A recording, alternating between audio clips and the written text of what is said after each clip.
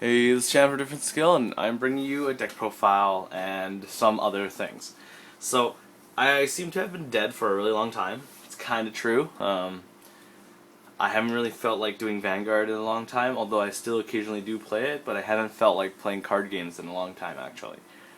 I don't know. I'm just kind of losing the itch in my fingers to rip critical triggers. So, last time I played something decent in Vanguard was we had like our own little like mock 2-player team tourney where your teams are pairs basically, and that was pretty fun. And the top 4 were 3 Raizer and a Seeker, which in my opinion is pretty good because I was expecting nothing less of meta following people. So, anyways, ever since I decided to do this more casually now rather than thinking about how much money I make from this anymore, because honestly I never really made too much money, but then it was enough to buy me some extra Vanguard boxes and these things. So now I'm just like, okay, whatever, because with ad block and stuff, it's really hard for low subscriber count people to actually make a decent amount of money.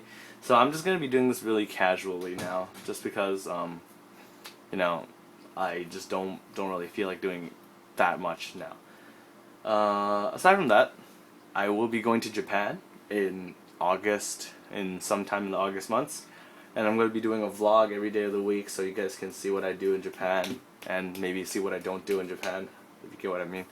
I'm going to be playing a lot of Vanguard there, hopefully, because, I mean, Japanese environments are apparently really fun, and I'm going to try to... You can watch me fail at trying to buy cards at the store because I don't speak Japanese for shit. So that's going to be pretty fun. But aside from that, I'm going to start the deck profile, I suppose. And yeah, so I'm playing 4 MegaFlare, and that's all the grade 3s I'm playing. Some people play this build, some people play some Drill Wings. I honestly like just 4 MegaFlare because Drill Wing is good and all, but Drill Wing doesn't kill people at 3 damage. So, well, it can, but it's not efficient to kill people at 3 damage. So MegaFlare's effect is you can Legion, and Legion is return top 4 cards from your graveyard or drop someone back to your deck. Search for one of its Legion mate, which is DuoFlare here, and ride in the Vanguard circle, and this ability can only be used once per MegaFlare. So MegaFlare's effect is that if there's another Raizer in the middle column when this unit attack hits, you may restand a rear guard. So whether that you're boosted by a Raizer or you have DuoFlare beside it, as long as you have 2 Raizers in the middle column, then after you hit, you can restand something. So that's a really neat effect. I mean, I don't know why it has that effect, because the other effect is that if you have 4 or more rested Raizers when this unit declares an attack, then this unit gains +1 critical. Now on paper this card seems good, but it doesn't seem amazing. It's mainly because it's missing something. There's no real like, well, I can just guard it. But luckily for the deck, there is something that makes it so that you can't really just guard it. So, as for this card, very powerful. And of course, your Vanguard, since your Vanguard is in Legion, it counts as 2 units. So essentially all you needed to do was have a unit attack, and these 2 guys attack with a boost, and then you'll have all 4 guys. So you don't need to risk not having anywhere to add power or anything, so that's always great. MegaFlare is quite powerful, yeah. So, for that, play 4 Phoenix Wing, casual 12k attacker. Surprisingly, in this deck, it's a lot better than most 12k attackers would be, mainly because of how this amazing Raizer booster is. That Raizer booster gives all Raizers in front of it plus 2k when they attack, so you can hit 20k early. So even if they ride their 10k, if they're playing a vanilla Legion for whatever reason, or they just have vanillas just because they want to, and then you just go 20, 20, 20, 20, and then you hack rear guards for 20, and I don't know, it just seems really powerful for that reason. Aside from that, this card is a Legion with Dual Wing. Of course I'm Drill Wing, but I'm not playing Drill Wing, so it is essentially just a 12k attacker. Playing 4 DuoFlare. DuoFlare is the Legion mate for MegaFlare right there, and its effect is that when your Vanguard, during the turn your Vanguard performs Legion, when your Vanguard attacks, restand this unit plus 5k. It can only be used once this turn. So the reason why this card is decent is because of the whole restand ability, of course, but it gets a lot better if you have Carving Raizer, and of course, once again, going back to that really good booster. So Carving Raizer is essentially, I'm going to skip some grades, but Carving Raizer is essentially an 8k booster with upside. Because if you would have like this, and your Vanguard has performed Legion, you can attack their Vanguard with this by itself. Carving Raizer would give a Raizer in front of it plus 2k when it attacks, so it will attack for 11. And when it restands, it gets plus 5k. Then it attacks for 16, plus the boost of this, so it'll be 22. So this gives it a lot of extra utility because instead of just having to attack a rearguard, you can actually attack their Vanguard and force them to block it. So then they could try to take MegaFlare. Or even if they're at 5 and you just go like, okay, in with the boost, and then you go drill wing, restand dudes, restand this guy, and it's really good. However, because his effect only activates when your Vanguard performed Legion this turn, it's not actually that great.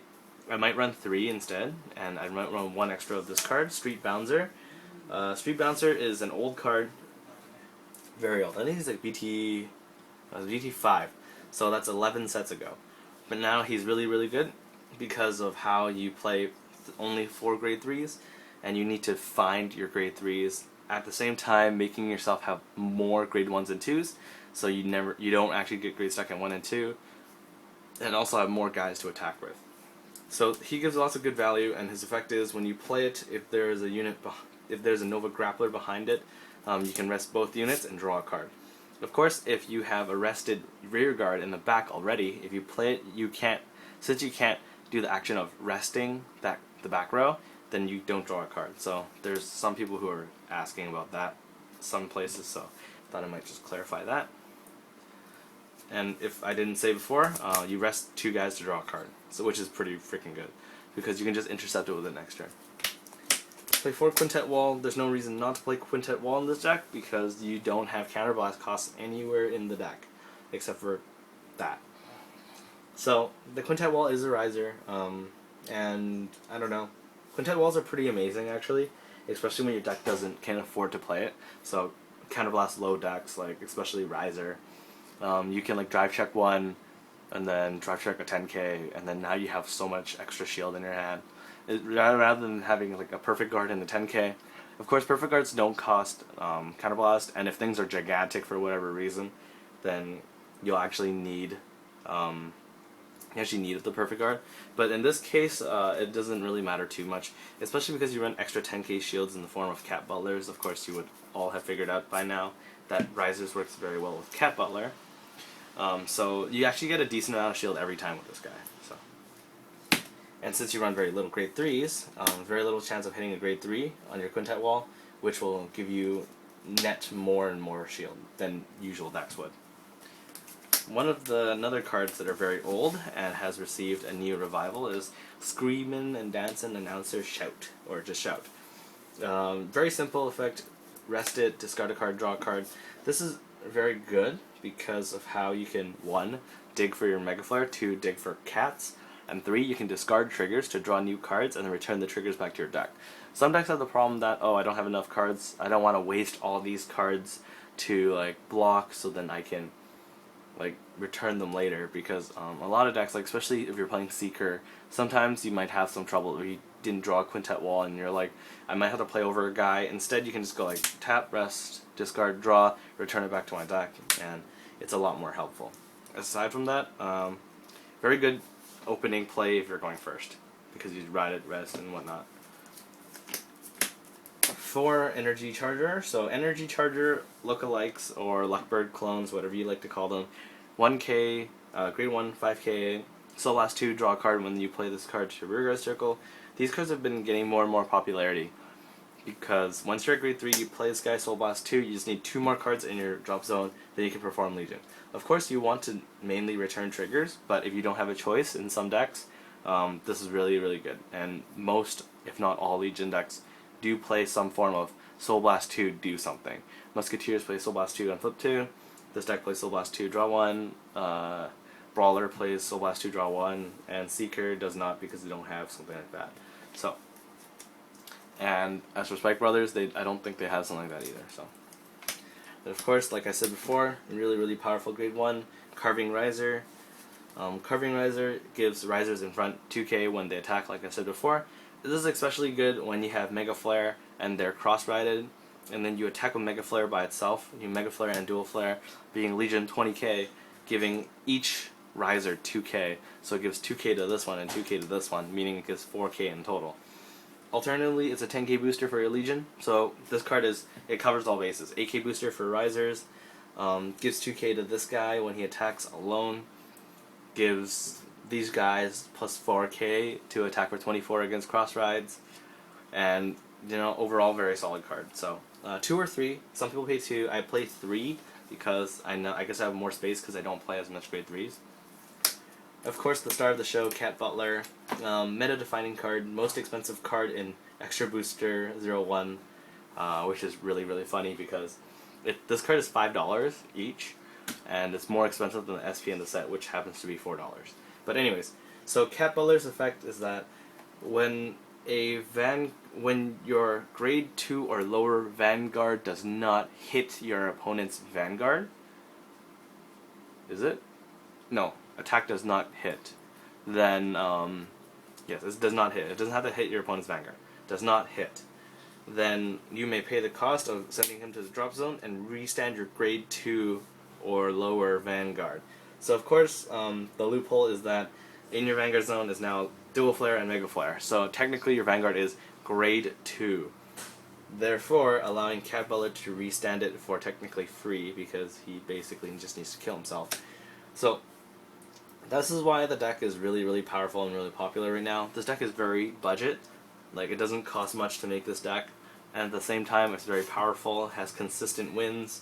But at the same time, in comparison to things like Seeker, Seeker is a bit more versatile because you can kill stuff, you can restand, but at the same time, the restand, you don't technically need anything. You just need to have Sing Savior and 3 Soul, which is basically always. Of course, the triple attack doesn't always have to happen, but when it does, you can easily kill people. So that's why this deck has a really 50-50 matchup against Seeker. It's like when they're at 3 damage, you attack them, no guard, I didn't get a crit, I'm going to die to triple attack Sing Savior, I scoop. Stuff like that. The format, you could say, is very unhealthy because there's really only 2 decks that are really good right now, but at the same time, it's kind of Vanguard.